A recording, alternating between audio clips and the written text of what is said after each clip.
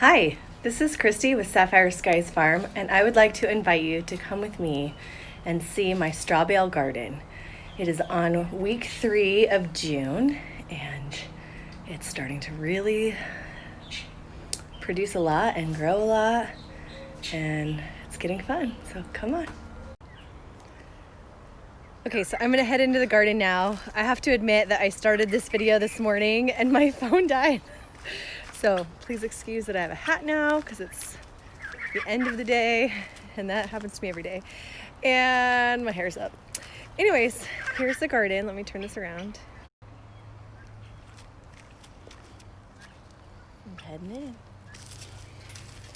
All right, so we have this mulch down, and I have yet to get my little like paver stepping stones that go all the way here. So the kids have kicked up some of this. So my learning lesson here is that I need to get more of those little steps. But I put cardboard underneath all of this so that if it breaks down over time, I could in theory plant right here, where if I had put shade cloth under here, I would not be able to plant over here ever, right? I'd have to like pull everything out. So in theory, maybe this will break down over time and turn into like nice soil and probably grow weeds eventually, but for now it's blocking them. All right, so we're heading over here. So I will admit that my geese sometimes sneak their heads through here. Now I've moved the geese up away from the garden. They usually hang out in the orchard. You can see some of their little white feathers in there. But I have moved them out so that I can hopefully grow a little extra without getting geese eating everything. So here we're starting with some watermelon that have been eaten by geese that will hopefully thrive now that the geese are gone. Some strawberry plants, and all of these got eaten by my geese. There was a whole bunch more in there. Here I have a Persian cucumber plant growing, and I need to get a trellis in to pull that up. Looky. My very first bush beans are growing. Yay! So this variety is the Ferrari bush bean. Yeah. So these need to get a little bit bigger before I pick them, but that is so exciting. Last week I had none, so they grow pretty fast. My kids are really quick to pick the strawberries, so you'll probably not actually get to see any strawberries in here. This is my last tomato plant that I planted. It's only maybe been in here 2 or 3 weeks, and it's already growing some tomatoes. And I have no idea what variety this one is because I took the tags off of it. Oops. I think it's a Sweet 100. I think it's a Sweet 100 clone I got from a friend, but I didn't mark it. So the moral of the story is mark your plants. Ah, look, a strawberry. Now look at this watermelon. See how much better this one's doing? My geese cannot eat this one, so that's good. Hopefully we'll get some flowers soon. I think I see my first little blossom coming in right there. Yay! Ah. If you look really close at this teeny, tiny female watermelon flower that's about to come out. That's fun. I love this about, they get these tendrils. If I wanted, I could trellis this up. I don't know yet. Last year I trellised a whole bunch of cucumbers and a whole bunch of cantaloupe, and that worked out really well, both those things. This year I have not planned to trellis up. This is a cucumber, and this one is an Ashley cucumber that I got from my friend Ashley, but she said it was actually called an Ashley cucumber. A few more strawberries. Now look at this. I love green beans. They like just grow wherever they can find and just wrap themselves around. I truly love that. And these are rattlesnake beans. I think I have a few of them growing. See how there's like a little bit of purple to it? You can see where the flower was here. So this will get a little bit bigger before I harvest. It's not ready yet. There's the pool. I planted these little like pink flowers around it. Can you see them? I don't know, there's a lot of shade there. Hello, above ground pool. I feel really ghetto having an above ground pool, but it is really a lot safer with the kids. So this is a Mr. Stripey tomato plant, and I have not yet seen any flowers get pollinated on this one. Like there's a couple flowers there. If you give your little plants a little jingle, that helps to pollinate the tomatoes. I have a pepper hiding back here. I didn't really realize that these rattlesnake beans would end up bushing out so much. But they have really come and taken over this whole bed. And interestingly enough, I had actually planted a whole bunch of carrots in here and they didn't take. I have a hard time getting carrots to grow in the straw bales. But once these beans gave them some shade, look, months later, now I have some carrots growing. I saw another one over here. Dun, dun, dun, dun, baby carrot. Also some weeds, it looks like. So it's time for me to actually fertilize. So I have some fertilizer bags out. I'm also going to be sprinkling goat poop and rabbit poop on anything that's not a first year straw bale. It has been strongly advised to me not to use poop fertilizers on first year straw bales. So I am going to listen to the advice of they who have come before me and not do that. But anything that is not first year straw bales, I will use the animal poop that is considered cold, which means that it doesn't have to compost before it goes onto the garden. So you'll see my regular fertilizer bags as we go through here. So I'm just standing back here to give you like a good view of just how large that this garden is. Floaty. I love when I'm in my pool, I can like look out among my almost forest of food that's growing along here, right? I love it. And this is literally my little food orchard forest growing. And my favorite drink of choice, Diet Coke. So I have in this garden here, I have 50 first year straw bales and 20 second year straw bales and a few things planted straight in the ground. So over here, what I have already shown you, this is all first year straw bales, and I'll let you know when we get to the second year straw bales, okay? So why do I grow in straw bales? Well, the answers are mixed and confusing. So we were moving to our new home and it was on a half an acre, which was much larger than what I had had before. And I was really moving to more space to have more garden. Now I have a bunch of animals too, but that wasn't really the plan. It was more about growing food, plant food, which I guess my animals are helping with the regular food part too, the meat food, and the eggs and stuff, and the milk. Anyways, so I wasn't 100% sure where I was gonna want my garden for its forever home. So I didn't really want to plant and build in a bunch of raised beds that I maybe was going to move later. It's turned out this has been a great spot in our property for the garden. But what I've learned over time is that my plants do way better than they ever did in the straw bales. Once again, I will mention you have to condition your straw bales for 2 weeks. Find YouTube videos, there's many of them. Find straw bale garden books.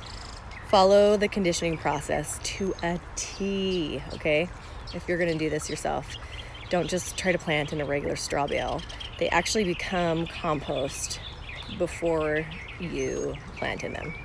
Okay, so let's turn it around and I'll kind of talk about it while I'm showing you the garden. So the really great thing about planting basically in your own little mini compost is that you don't have diseases in your soil from years of planting and getting blight or any other diseases and funguses or anything that can really cause problems on your plants. If you were to get it this year, you just wouldn't plant tomatoes back in this bale next year. Does that make sense? So I also have crop rotated. All of this here was corn last year. Corn, green beans, and pumpkins. So this year I do not have corn, green beans, and pumpkins here. I have it way back there, which we will get to. So I know that I did not grow any of these plants over here last year because they were all over there and vice versa.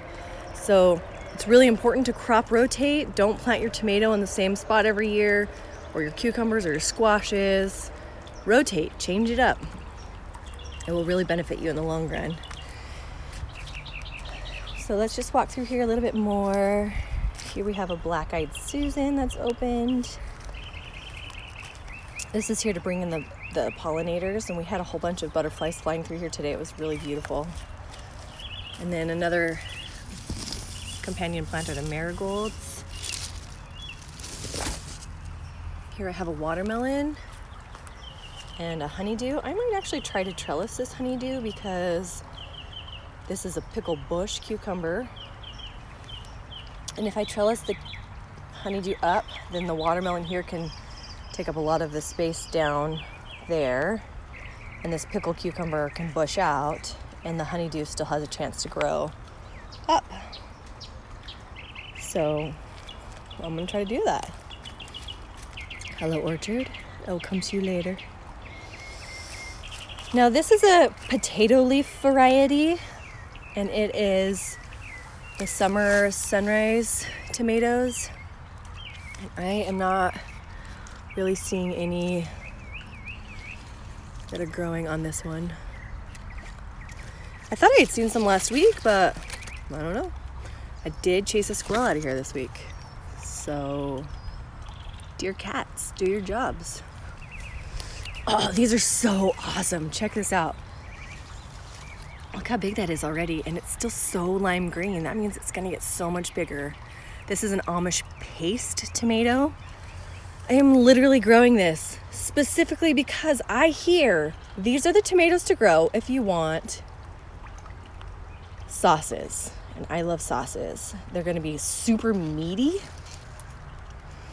and just totally the best for sauces. So I'm in on that. And then I have a watermelon here that's just growing. And I'm hoping this will just kind of take over this whole space here. See, there's tons of walk room, so even if I had to walk over a few vines, that's okay. And then here are more of those rattlesnake. I like the way that they can't find something to grab onto, so they grab onto each other. I think that is super cool. And then these are really cute. They have like purple blossoms. Let's see if we can find any that are opened up. Where are you? We'll check another one. And this, I just barely planted this one this week. This is another watermelon variety. I thought I would grow a couple different types. This is borage. It repels the tomato hornworm. And you can also eat it. So you just take the little blossom off. And then you just eat it. Look at how cute it is. It's so and the flavor is kind of like cucumber-ish. I don't know, I like them. I think they're really like cute and delicate. It's fun. So I actually have this one marked as a golden midget melon, but that's a watermelon variety. And these leaves are more like cantaloupe-ish. Oh, look, here's Nora. I was wondering where you were. Hi, Miss Nora. So this might not actually be golden melon, so it'll be interesting to see what it is, but Look here. These are gonna be the most monstrous tomatoes. It is already as big as my hand. Oh, I'm so excited. These are the Oxheart, upstate Oxheart. And this plant is like way thinner, I guess would be a good way to say it. I mean, I did a pretty good job pruning it so that it wasn't so bushy, but even like the space between the leaves is so much further apart than, like, for example, this one right next to it. And yeah, it's gonna be gigantic.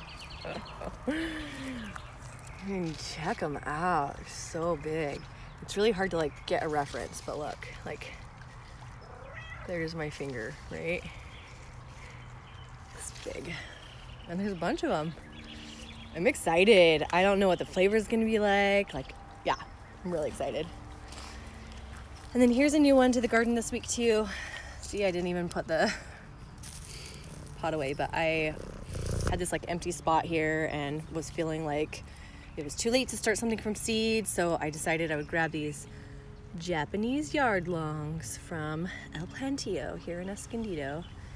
And usually I would like thin out too, but I'm gonna see how it goes. We'll see how they're progressing. This one, actually, it's grown a lot since I put it in, maybe 5 days ago. Here's another pickle bush cucumber. It's starting to like get its first little flowers down there. None of them have opened up. Oh, there we go. There's the tag for it. Those are the watermelons that I planted this week. Crimson Sweet. So I had, the reason why I bought this one is because back there, see that tag? I had a plant right there and my goose ate it. It was a large watermelon. So when I was at the nursery this week, I decided I would grab one of those. All right, check out all these blossoms. So many blossoms. Okay, let's talk about blossoms here. See this blossom versus this blossom.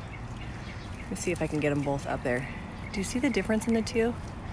This one is got the 5 petals on the outside, and then the 5 here, where this one has like 1, 2, 3, 4, 5, 6, 7, 8, 9, 10, 11, 12, 13 or more. And then you can see in here, it has 2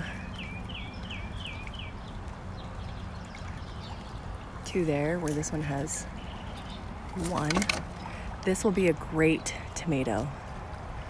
This one will be all cat-faced on the bottom. So if you happen across one like this, just pull it off. Let your plant do its thing and grow some big healthy tomatoes. Oh, I had a splinter. Let your plant do its thing and let it grow some healthy tomatoes that aren't going to end up having like some gross stuff on the bottom. If I come across a tomato in the garden that is cat-faced, I'll show you and you'll see what I'm talking about. This here is a striped German, and it's got one big honking tomato on it that is not cat-faced. See how nice that bottom is there? That's what you want. It's gonna be a beautiful tomato. That's my only one on that plant so far. So we're just gonna give these a jingle. Maybe we'll get some more. This is another of the Oxhearts. So cool. It's giant. I love growing new tomatoes. They're so fun. Got some parsley. So I just set up my drip system and I can tell my parsley is not getting enough water. See how it's like drying out. So I need to figure out how to get my drip system over to water this some more. Cantaloupe. Cantaloupe that has someone eating it. I'll have to come find out who that is tonight. But there is my first female blossom starting to grow right there. Cool. Now, let's talk a bit about straw bales again. So if you know where your straw bale is coming from, you can ask questions like, was this treated with herbicides? We could just ask questions, right?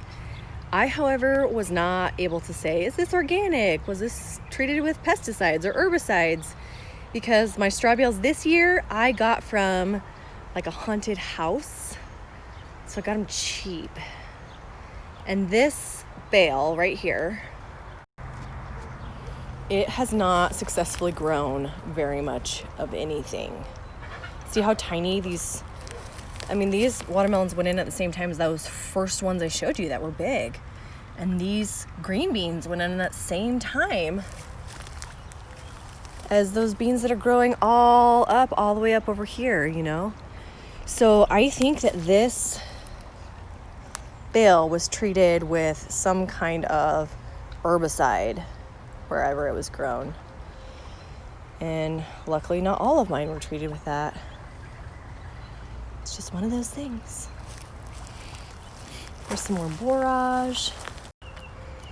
This whole plant right here is another upstate Oxheart, and it has no tomatoes growing on it yet. I don't know what's going on with that, but I did want to show. This is the stem, this is the leaf, this is the sucker. So if you want your tomato plants to grow really big tomatoes, it's always better to cut the suckers. Leave the flowers, cut the suckers. I'll show that again.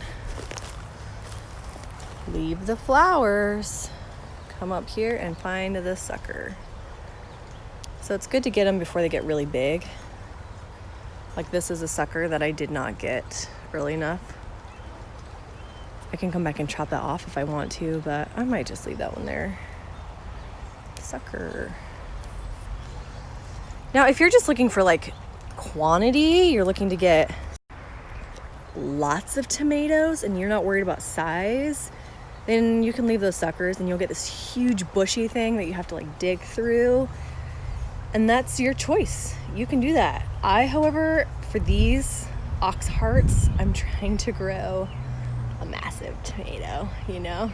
So that's why I'm really thinning it out. I'm less worried about having a million tomatoes and more trying to have big honkin' tomato. I have another cantaloupe dripping down here. And these are still not ripe. These are the Mandurang moons. I feel like for the last 3 weeks, I have been really watching these tomatoes. And a couple days ago, I found a hornworm on these, which I was really surprised about. It could have just been a different caterpillar, but I'm pretty sure it was a hornworm. It was teeny, teeny, tiny. So that's what's going on here. There was a bit of damage. There are more growing. Gonna have a lot more. So I actually thought that these were gonna be in the cherry size, but they're actually more in the like cocktail sized. They're kind of bigger than I thought they would be. Here is more rattlesnake beans. Growing, growing, growing, growing. Black-eyed Susans. This is another Sweet 100. And I have a yellow pear. And these were not planted very early. And my basil, I trimmed a whole bunch of basil this week. It's just growing back. Are you ready to see something kind of cool? See that? That is a wolf spider trap. The wolf spider spins this web and then the bugs fall down inside and it gets to eat whatever falls inside. And he is a huge helper in my garden.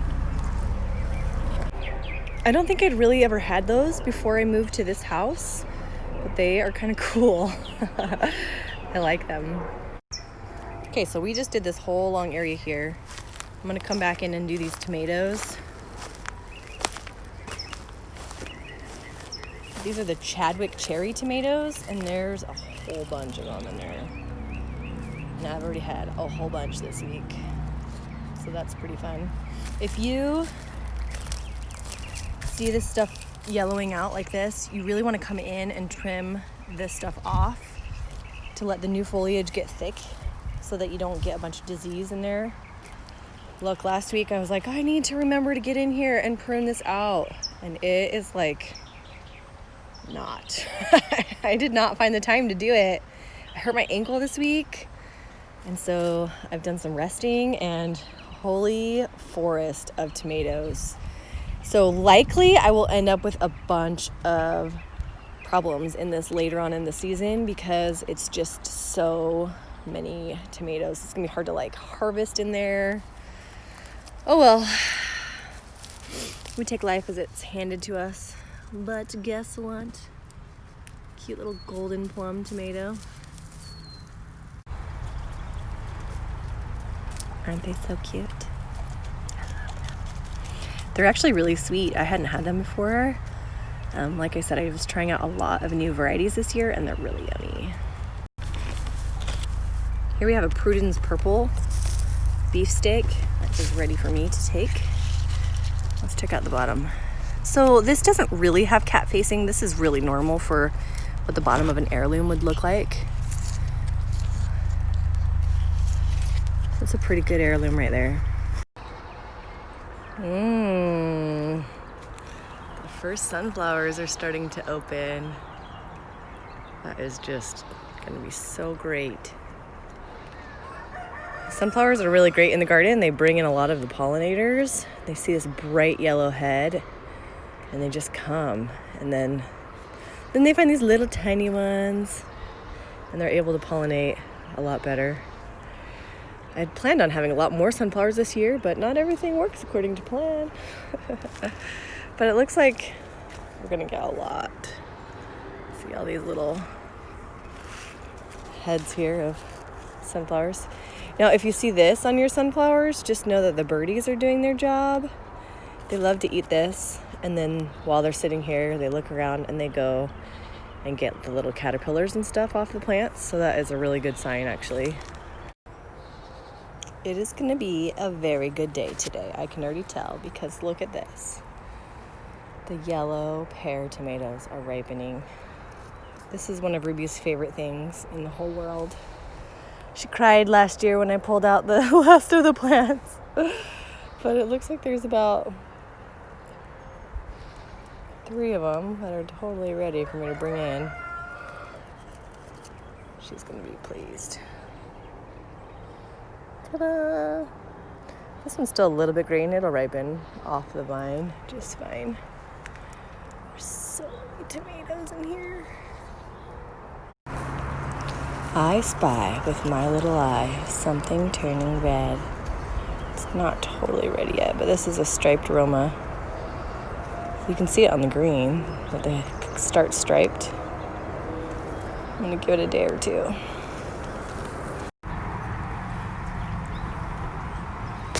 Checking out the lemon cucumbers.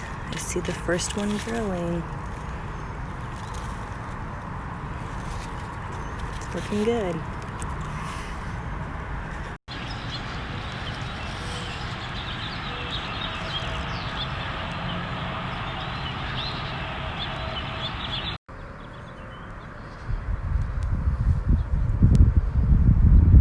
Beer trap for slugs.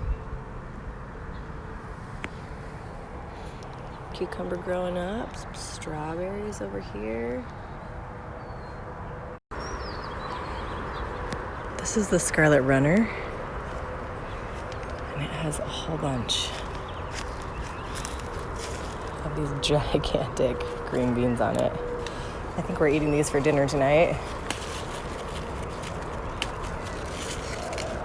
They're so big.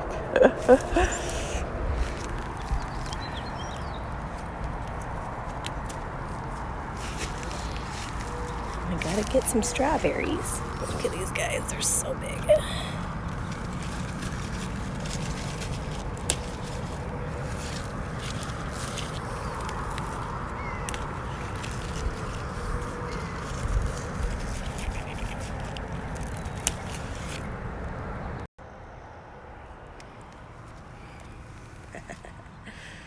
Come on, little lemon cucumber, grow, grow, grow. Maybe next week I'll get to pick it. So some of you that have followed me know that I introduced frogs to my garden this year. And every time I'm out here and I find a frog, it just makes me so happy. Yes, please. Go eat the bed bugs. Bye. The passion fruit has yet to produce one passion fruit so far this year. So I think that I am gonna add some bone meal this week. Oh, I lie. I just had to look up. Oh my goodness. It is a very good day. Look at these little cuties. Chamomile is starting to bloom.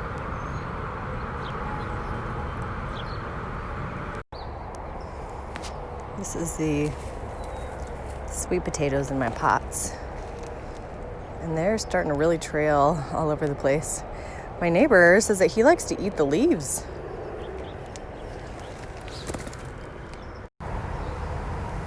Artichoke 1. Artichoke 2. Edamame in between. Let's see if any are starting to grow on it. Not seeing any starting to grow, but it's getting bigger. Artichoke number 3 got its first flowers. Artichoke 4, that's already given us 3 of them, I believe. This is my cactus. I was super excited a couple weeks ago because there was like a million of the like fruits growing on it. And this one that had so many fruits on it, we had like 3 days that were like pushing 100 and the whole cactus just broke off. And now I don't think I'll get these all ripened. Such a bummer.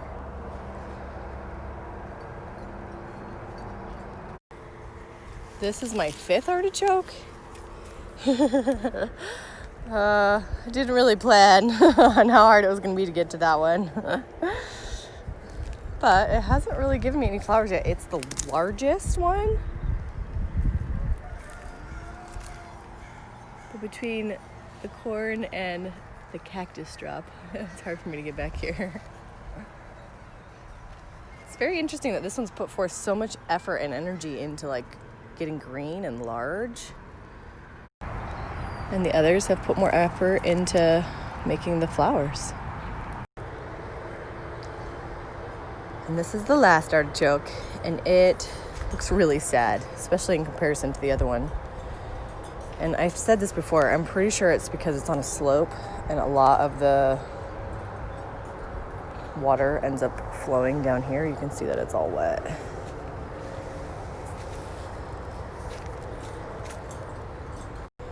This is the very last of my first year bales, and I planted these really late, but I've already pulled a few because we harvested them. There's a few little cauliflower holding on. Our weather's been so hot, I'm surprised that they're even producing.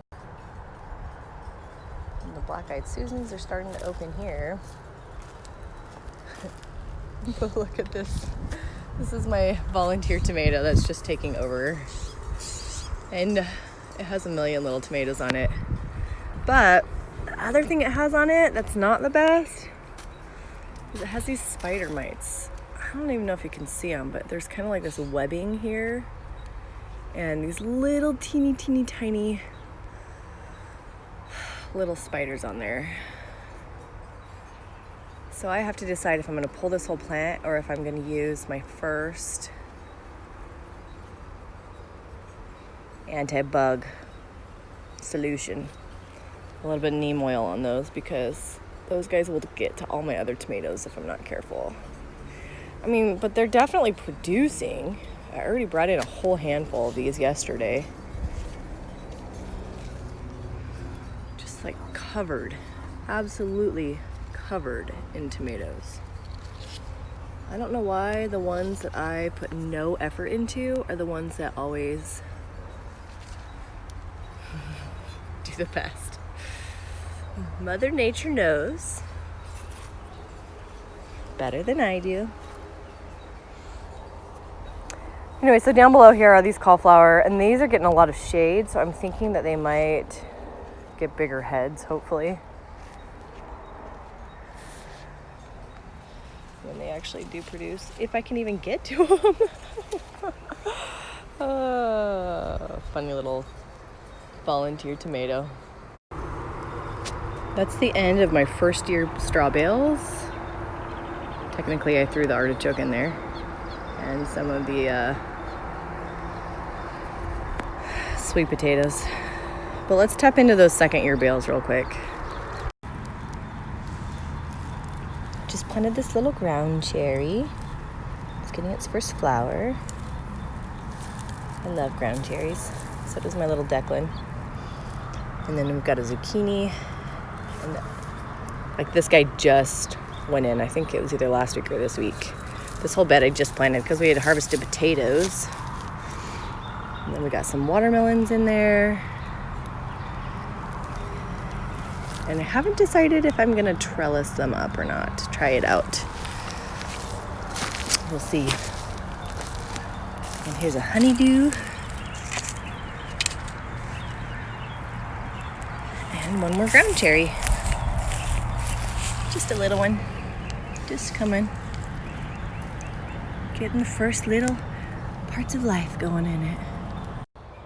No, this is a broccoli that I fully removed. I just left part of its stem and it's growing back. So I'm letting it do its thing. Here I have some bell peppers. And there's my kajari melons. And so this whole bed here is various peppers. Peppers. Oh, I think that's another broccoli that's showing up right there. Oh, I can see the peppers growing on that bad boy.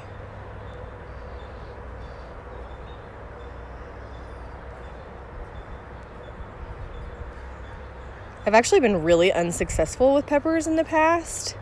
I think I was over planting them. And like in one area, it got too much sun and the peppers would all scorch. And then in other areas, I like tried to shade them with kale. And it turns out that kale is a huge hog for nitrogen. And so they didn't do very well because they didn't get enough nitrogen. So if you're wondering what this arrangement was here with the bales, you can still kind of see. This was 1, this was 2, 3, 4, and then there was a little bit of room in the middle, and I had thrown some soil in there. Just experimenting with different ways. I don't think that anything that grew in the middle was better off with the soil than with the straw bale.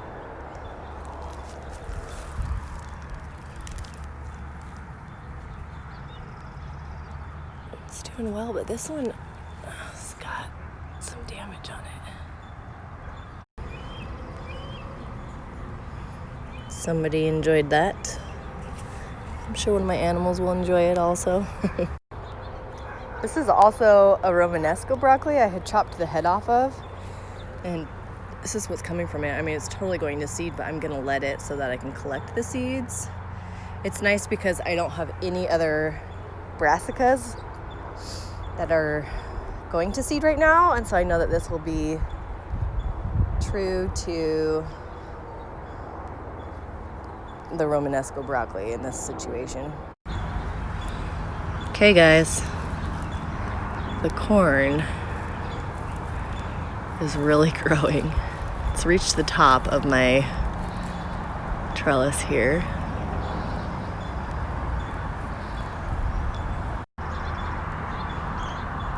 I'm loving these yellow black-eyed Susans next to these bright blue bachelor buttons. Look at how cute a bachelor button is. I love them.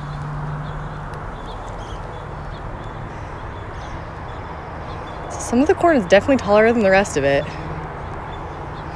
Super interesting. Like from bale to bale. This one is this tall.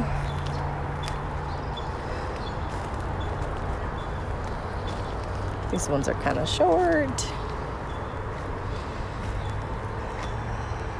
But that's okay. Maybe I'll just get corn at different times.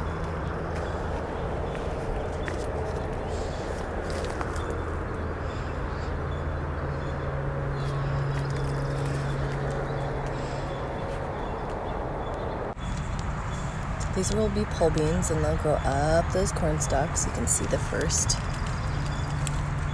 bit of that growing up.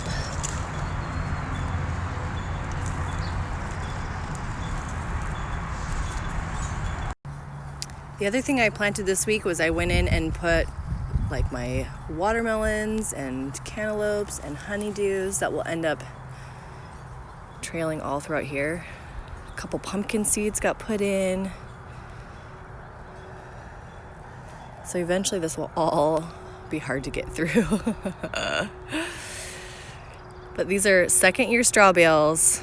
Some of them you can see, I mean, you can't even hardly tell that this was a strawbale, except you can see I'm not lying.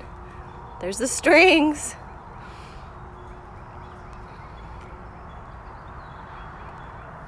There's one of my pink banana squash.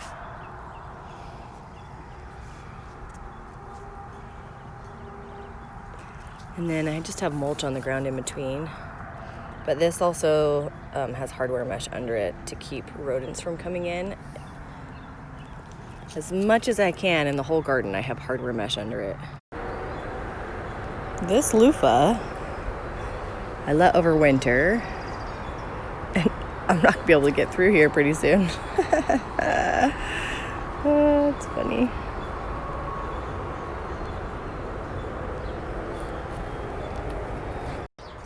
So I'm just comparing this loofah that I let overwinter and then this little loofah over here. It's only this tall that I planted from seed as early as I could get it to germinate. I tried several times. It just wasn't warm enough. And so I'm really glad that I let this one sit on this overwinter because it's just totally growing out of control. This is a honeydew, and I just planted it this week, and I can already see that it's getting powdery mildew, so I will just go ahead and remove these leaves and hope, please do not spread to the rest of the garden. Ugh, can you see that leaf? It'll just eat everything. Yuck.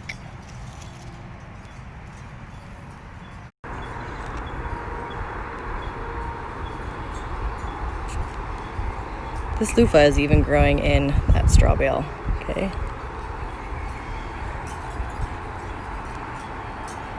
There you go. That's my hoses going through the middle. That there is the whole garden. At least the straw bale garden. All right, I'm over at our avocado tree, and there is a whole bunch of these little tiny baby avocados growing. There's two right there. So exciting. This tree was here when we moved in, and we're not really sure exactly what kind it is, but we're pretty sure it's a fuerte. This is a new addition this week. Tyler put in an arch here. And that is our little fencing? Yeah, that's our fencing. So I'm hoping these grapes will grow all the way up and we can just have it like dripping. The kids are out. Dripping with grapes. Oh! I was just heading to go check out the chamoya tree. Cherry moya, Tyler says, I'm not sure. Look at these baby turkeys. Are you guys hanging out by the trees? Funny little turkeys. So the cherimoya is a Central American tree. And apparently it did not like the 100-degree temperatures we got a couple days ago. And the whole tree, it was 20 foot tall, right? And the whole tree came squatting down. I didn't even realize it at the time that was what was happening. See, this branch is doing it right here, right? It was way up there. So we chopped a whole bunch of them, and they're starting to spring back up. But I don't know what happened. I think it was just the heat. Just coming in here to show you what the flowers look like on this thing. They're so bizarre. Crazy. The grapefruits are still really small.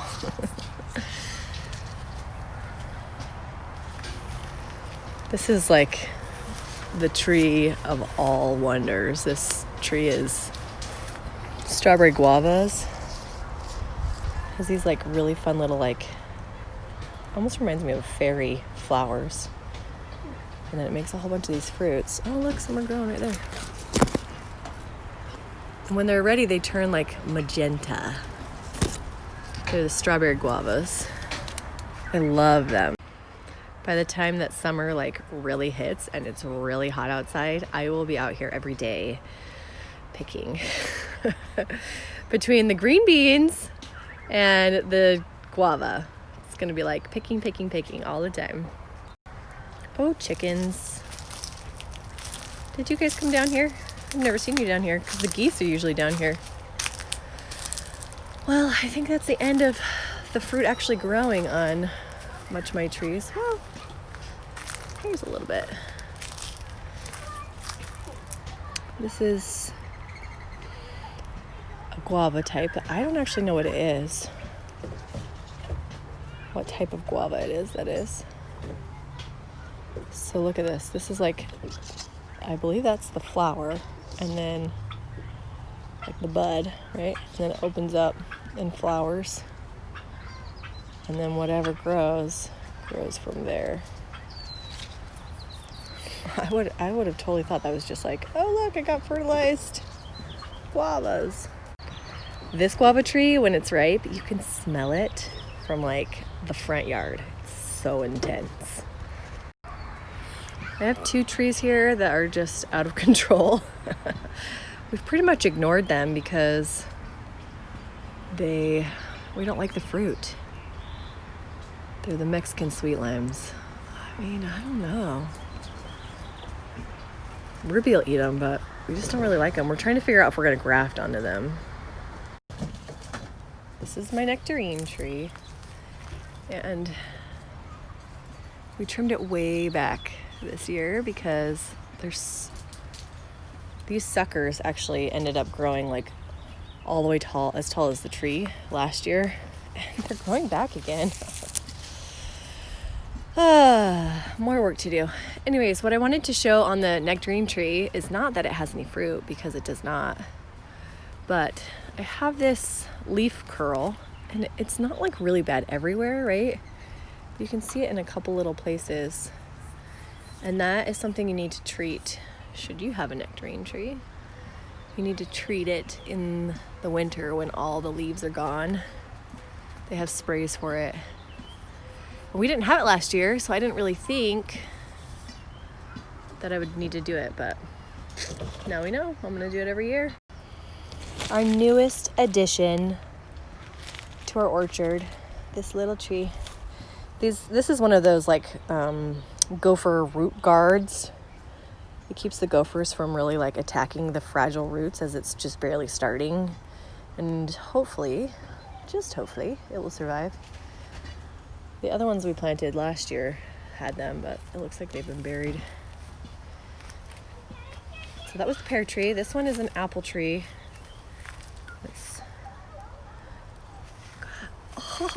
Oh, check it. Oh, it's like the little things in life, right? My first apple. This is a gala. So we live in zone 10A, and there's not a lot of apple trees. Oh, yay, look, another one. There's not a lot of apple trees that will really grow fruit here because we don't get very much chill hours. So it's important to make sure when you're picking out your fruit trees that they have the right chill hours for where you live. I have chickens in my strawberries. You can see them through the fence. I gotta go chase them out. This one is a dwarf variety. It's a golden nugget mandarin. And I just saw my very first on this one. Teeny, teeny, tiny little growing mandarins. And another one. They're so tiny. Like, look, compared to my finger. Gonna be worth it in the end. I was having like some bug problems on my mandarins. Once the ducks started spending some time down here, they really ate whatever was bothering that, so that's good. I got them out of my strawberries. You guys are crazy, crazy chickens. Free range all you want. Eat those bugs.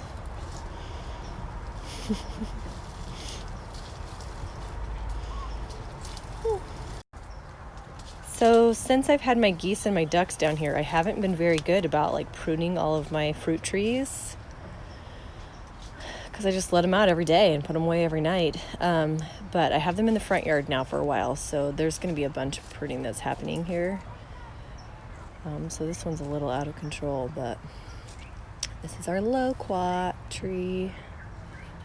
I love loquats. They're like a little tiny fruit, about that big, and there's a bunch of seeds in the middle, and it almost seems not worth it. It almost seems not worth it to do all the work to get to the fruit. Like, you got the skin on the outside that some people don't even eat, and then the seeds in the middle, but it can just be so sweet and delicious. Some of the fruit I have, like my guavas, I don't really like just popping a guava in my mouth, but just popping a loquat, that's a good one. I'm also really not a huge fan of grapefruit unless it's like juice. So here I have a few banana trees. I have tried banana trees a few times and I've never actually grown bananas, but these are really looking good and healthy. We've been fertilizing them with our bunny poop, and yeah, they have a lot of green foliage on them. I'm hoping that's the trick. So they never grow off of first year banana trees.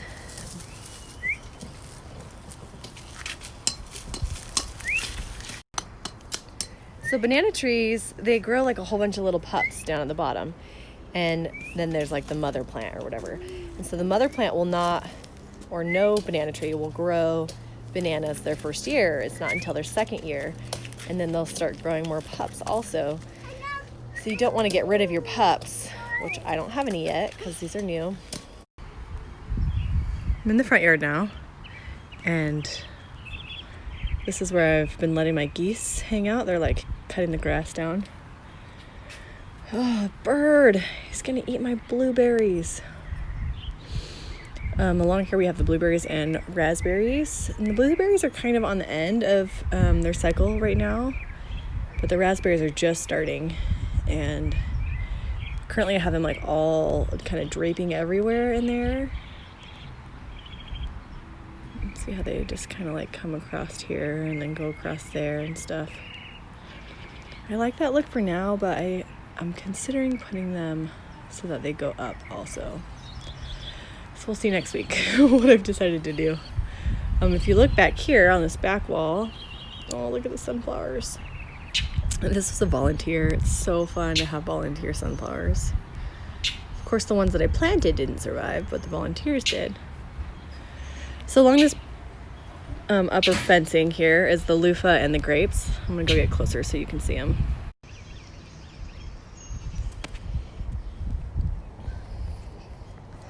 So this is one that just finished flowering for the loofah.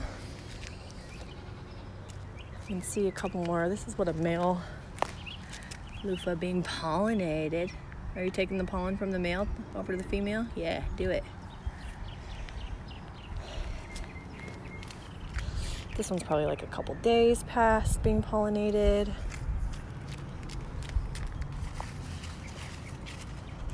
So this one got flowered. It was a flower in my first video I made this month. So it was the first week of June. Now we're in the third week of June.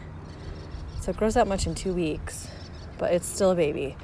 If I was adventurous and I wanted to eat them, this is the stage you'd eat them at, when they're still really small. It's just not my thing. I have another one down here. It's getting kind of big. For those of you who haven't grown loofah before, I've grown it both in straw bales and out. I wouldn't say one's particularly better than the other.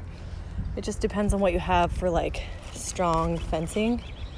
I just had this available up front, and so loofah. Look, there's another one right there. I just had this out front, and I wanted kind of some privacy to grow across here, and the grapes weren't filling it in fast enough. So last year I threw in the loofah, and it's been really cool. A really interesting thing about these ants is that it seems as though they're like assisting with the pollination. I've read it both ways, that ants pollinate and ants are terrible pollinators, but it's entirely possible, but they're terrible.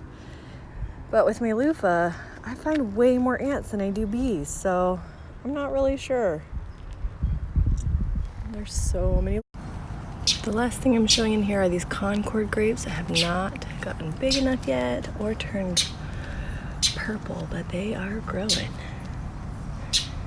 And get some in through here. So this will be really fun. We'll probably get our first year worth of having enough to make some juice if we want, or jam, jelly.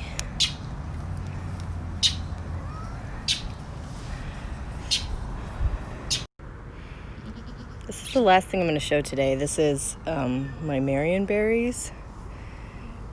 I got them all in these watering troughs, and they are probably overwatered, but I'm not. They're probably a little bit overplanted. I know they're going to get huge, but I had a lot, and I figured I might end up losing some. Like, see these two. And one back there, they're not doing so hot because I had them in pots. They grew from little tiny baby roots. And I just got the roots from someone, and these grew from roots. So then the roots went through the soil, or through the pots to the soil below. So I kind of had to like rip up some of the roots that had gone through, which hopefully I don't grow a million. Oops, slip. But I'm getting some already. I'm really surprised by that. And the stock tanks. So maybe by next year I'll like have thinned these out and they'll be taking up this whole back wall. What a dream. Well, I hope you enjoyed my video, my tour today. This is Christy with Sapphire Skies Farm. I hope you get a chance today to get outside, get your hands dirty, and enjoy some sunshine. Bye.